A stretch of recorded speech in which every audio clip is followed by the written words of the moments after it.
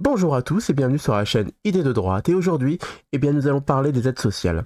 Oui, les aides sociales, vous le savez très bien, elles sont très nombreuses en France, les Français sont très généreux quand vous travaillez et qu'à la fin du mois la fiche de paye tombe. Regardez les petites lignes et vous regardez ce qu'il y a, regardez bien le petit nombre à côté, c'est ce que vous donnez à l'État et l'État va redistribuer de façon égalitaire. Non, je déconne, c'est pas du tout égalitaire, c'est complètement arbitraire. Vous avez- Et, euh, et il y a des gens, oui, qui n'en bénéficient pas. Il y a des gens qui souffrent. Il y a des gens qui ne savent même pas qu'ils ont droit à des aides. Et pendant ce temps-là, ceux qui réclament les aides, ceux qui sont très bien au courant, profitent du système, ils profitent de vous, qui travaillez. Et dès qu'il n'y aura plus rien à en tirer, ils vont retirer jusqu'à la dernière, jusqu'au dernier euro, si c'est possible, et après ils vont se barrer tout simplement. S'il n'y a plus rien à en tirer de la France, des aides sociales, ils iront dans un autre pays, tout simplement. Et j'ai trouvé 2-3 vidéos, en tout cas qui m'ont touché. Moi j'ai idée de droite à un petit cœur sous ce masque. Et je vous préviens, c'est difficile à regarder, mais au moins les images sont plus fortes que les mots.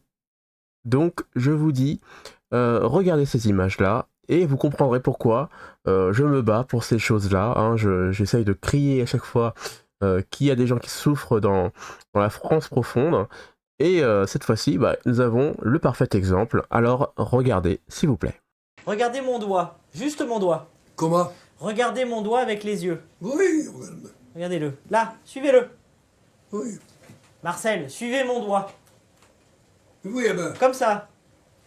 oui. Bon. Bon, qu'est-ce qui leur arrive à vos jambes? Je Oula, ne sais rien. Regardez ça. qu'est-ce qui se passe là? Je ne sais rien. Et c'est depuis quand que vous êtes comme ça? Et C'est depuis quand que c'est gonflé comme ça? il y a une semaine, je croyais que c'était un jour, le deuxième jour, puis je vois que ça grossit toujours. Ok, bon. Ah oui, effectivement. Et l'autre, ça donne quoi? Oh, Vous vous sentez essoufflé ou pas? oh là oui, je fais 2 heures à l'instant D'oxygène. d'oxygène. Qu'est-ce qui m'arrive là? Je souffre tellement. Ben je vois bien, ouais. Oh là là, c'est pas de la comédie là. Ah mais je sais bien, je suis rarement de la comédie avec vous. Et c'est venu d'un coup ou ça s'aggrave petit à petit? Ça s'aggrave petit à petit, je crois. D'accord. Bon, on va trouver une solution, vous en faites pas. La tension, c'est bon. C'est bon. Ouais, 13. Ah ben oui, j'ai jamais eu de tension. Non, ça va. Bon, on va écouter un peu Alors, le cœur. maintenant, On va aller voir si c'est pas lui qui nous je peux quitter bon. fait des misères. Non, mais ça va le faire.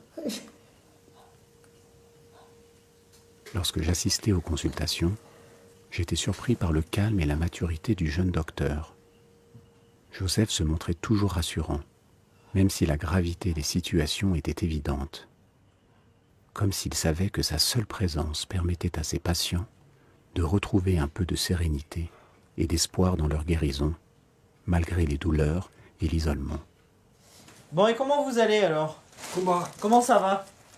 Ça va moyen, quoi. Vous êtes fatigué? Oui. D'accord. Est-ce que vous avez mal quelque part? Non, pas trop, je suis fatigué. La tête est lourdie un peu. La tête, elle est un peu lourde? Là, vous avez pas mal, là? Non, pas bien. Non, pas bien. Pas bien ou pas du tout? Non. Non, pas du tout. D'accord. Ah, l'année dernière, qu'est-ce qu'il y avait là? C'était mal ici, là, avant de partir à Saint-Étienne. Eh ben, c'était bouché, le cœur était bouché. Oh là, bon saigne. Oh là là, j'ai pas cru ça. Eh oui, mais maintenant, ça va mieux quand même. Ah ben, faut pas se vanter, hein. On est des gars vieux, hein. Oui, je sais bien, mais ça va pas mal. Oui, pour tout pour un coup. Ça va pas si mal. D'accord. Ah, le cœur. Bon, je coupe la vidéo ici, sinon ça va faire trop long, mais je pense que vous voyez où je veux en venir, c'est-à-dire que il y a des personnes qui sont dans la France profonde, qui sont isolées, qui demandent jamais des aides, vous savez, ce que voilà, je sais bien qu'on aime bien dilapider l'argent pour des gens qui cassent les appartements, qui foutent le bordel, et après du coup on remet un petit coup de peinture à chaque fois, et après on est reparti pour un tour, et pendant ce temps-là, qui on n'aide pas, et ce sont des gens qui sont isolés, des vieilles personnes que personne ne va voir, qui ne demandent jamais rien, Et bon, je sais que c'est difficile à regarder, mais bon, si ça vous intéresse, eh bien allez sur Public Sénat pour voir le reste de la vidéo. Mais en tout cas, en ayant vu ces extraits-là, j'espère que ça vous fait prendre conscience du problème. Mais ça ne finit pas là, évidemment, parce qu'il y a des gens aussi qui sont dans les villes, hein, ce sont des Français, et qu'on laisse traîner dehors. Et voilà dans quel pays nous vivons. Nous appelons ça la France. On appelle au secours pour aider un homme français. Et on le laisse à la rue comme un chien. On héberge des migrants dans les hôtels. On héberge... Bonjour madame, monsieur. On héberge des migrants dans les hôtels. Et un Français pure souche ne peut pas être hébergé. Il est à la rue, il est malade et en très mauvaise santé. Donc là, j'ai appelé monsieur le maire. J'ai appelé monsieur le maire sur Facebook qui est dans mes réseaux sociaux. Donc tous ceux dont l'hôtel qui t'ont mis dehors alors qu'ils hébergent les migrants, je comprends, leur pays est en guerre, je le comprends très bien. Mais laisser un homme de cet âge, malade, très malade je pense, à la rue, c'est une honte, c'est une honte. Mais là, c'est juste qu'il a pas... Il n'a pas de toit, il n'a ni rien de quoi manger, ni quoi dormir, ni de où dormir. Et ce monsieur est en très mauvaise santé. Il n'a pas de toit pour ce soir. Il n'a pas de toit, il vivait à l'hôtel, l'hôtel l'a mis dehors. Il a dépensé tout son argent dans tous les cafés du coin, mais pour dire de s'abriter la journée. Et aujourd'hui, personne ne lui tend la main.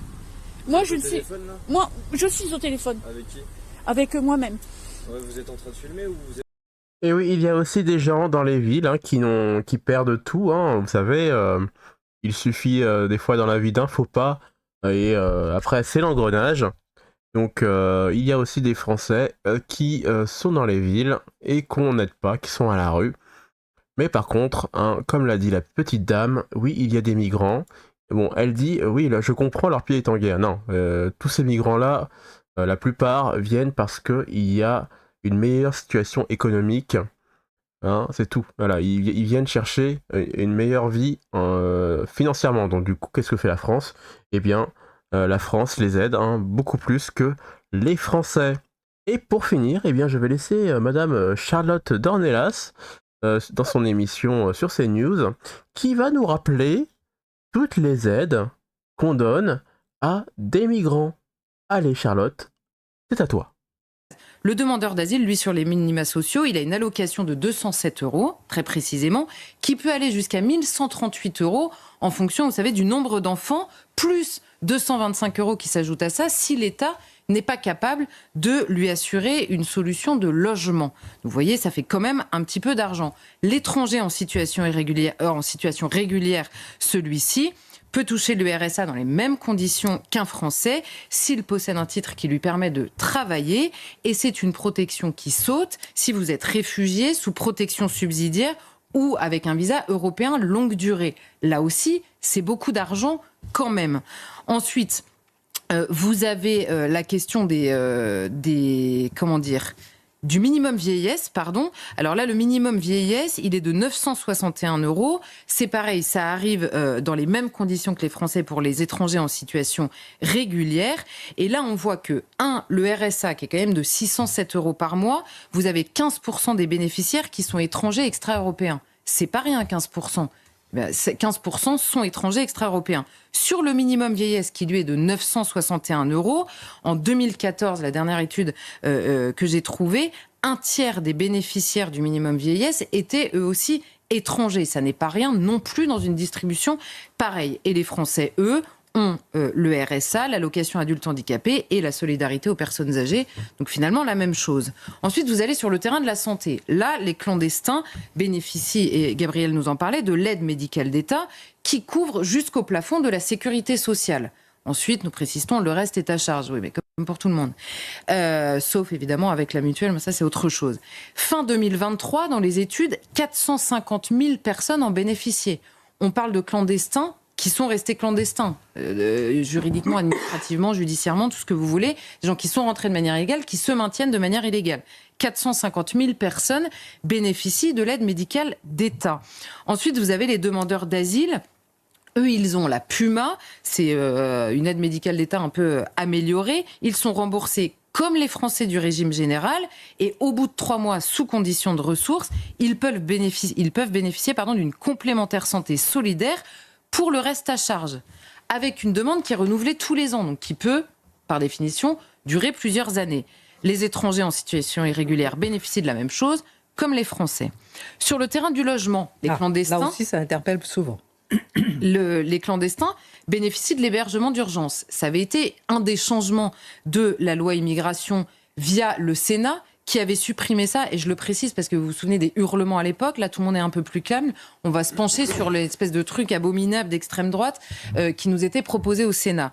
Le Sénat proposait de changer dans la loi immigration que l'hébergement d'urgence ne puisse pas être attribué à des personnes, non pas clandestines, mais sous OQTF déjà. Donc, puisque le séjour irrégulier n'est plus un délit, l'OQTF c'est à l'occasion d'un autre délit. Bon, c'était simplement ça dans la loi immigration, ça a été retoqué par le Conseil constitutionnel. Donc pas de changement, hébergement d'urgence. Demandeurs d'asile, eux, ils bénéficient potentiellement de l'hébergement d'urgence et des CADA, vous savez, les centres pour demandeurs d'asile dont on a parlé assez régulièrement. Les étrangers en situation irrégulière ont droit aux aides au logement, plus potentiellement une demande dans un logement social, plus le droit opposable au logement. Pareil, dans la loi immigration, il y avait un petit changement, on disait, pour les étrangers en situation irrégulière, c'est après 5 ans ou 3 mois de travail. Ça a sauté via le Conseil constitutionnel. C'est vrai que c'était abominable. Et les Français, on peut être d'accord, pas d'accord, mais enfin, c'était pas non plus l'horreur absolue. Bon, mais les Français, eux, ont les aides au logement, le logement social, le droit opposable et potentiellement l'hébergement d'urgence quand il reste de la place, évidemment. Les prestations familiales, cette fois-ci. Les clandestins n'en ont pas. Le demandeur d'asile, lui, a une allocation augmentée de 103 € par enfant sur l'allocation de base dont on parlait tout à l'heure. Les étrangers en situation irrégulière ont les prestations familiales. Pareil, changement demandé dans la loi immigration d'un délai de présence sur le territoire pour en bénéficier.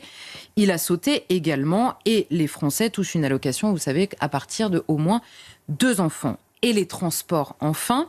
Les transports, les clandestins ont les organismes de transport sont contraints dans certaines régions par la loi d'accorder 50% de réduction pour les clandestins, pas les demandeurs d'asile qui attendent même une réponse. Les personnes en situation irrégulière qui ne se déclarent à personne, sauf apparemment aux organismes de transport. Bon. Et donc, eux, 50% de réduction. Les demandeurs d'asile ont des facilités locales. Alors là, c'est assez géographique, je ne vais pas rentrer dans le détail. Les étrangers en situation régulière, eux, ont des tarifs sociaux comme les Français. Et donc, les Français ont les tarifs sociaux comme les étrangers en situation régulière. Alors, on peut trouver ça formidable, absolument génial, extrêmement généreux ou à l'inverse, abominable. Mais il ne faut pas faire semblant que tout ça n'existe pas. Il y a des aides qui existent. Certaines sont cumulatives et certains, évidemment, par la force. Bon, en gros, c'est juste pour vous dire que les clandestins, les migrants, les OQTF, tout ça, eh bien, eux, ils ont droit au logement, ils ont droit à des réductions pour les transports, ils ont droit aux aides médicales, ils ont droit, eh bien, à de l'argent s'ils ont des enfants, un ou plusieurs, c'est cumulatif. Et pendant ce temps-là, eh bien... repensez à nos 2 petits vieux dans la vidéo que j'ai passée juste avant, où notre français pure souche, hein, c'est ce que a dit la dame dans la vidéo, hein, qui dort dans la rue. Voilà. Pensez à ces 3 personnes. Quand vous avez écouté le discours de Charlotte, hein, vous vous dites pas qu'il y a un petit problème quand même en France, non, hein, vous qui travaillez. Enfin, même si vous travaillez pas, du coup, hein, parce que vous... un jour ou l'autre, si vous êtes un peu jeune, vous allez travailler quand même, hein, vous allez rentrer dans le système. Hein. Il faut bien vivre. Et, eh bien oui, vous bossez pour rien. Voilà. Pas, en tout cas, vous bossez pour des gens qui ne bossent pas, qui ne font rien, qui viennent, hein, et eh bien, du coup, qui se régalent. Hein, voilà. Ils vous disent merci. Et quand vous serez dans la dèche, est-ce que vous aurez droit à ces aides ? Hein, je me pose bien la question. En tout cas, réfléchissez bien. Et c'est tout pour aujourd'hui. Donc du coup, laissez un commentaire dans la vidéo et dites-moi ce que vous en pensez. Bien sûr, laissez-moi un petit j'aime si vous avez aimé la vidéo. Ça aide pour le référencement. Et en plus, moi, ça me fait plaisir et ça m'encourage pour la suite. Et je vous dis tout simplement à la prochaine vidéo. Ciao!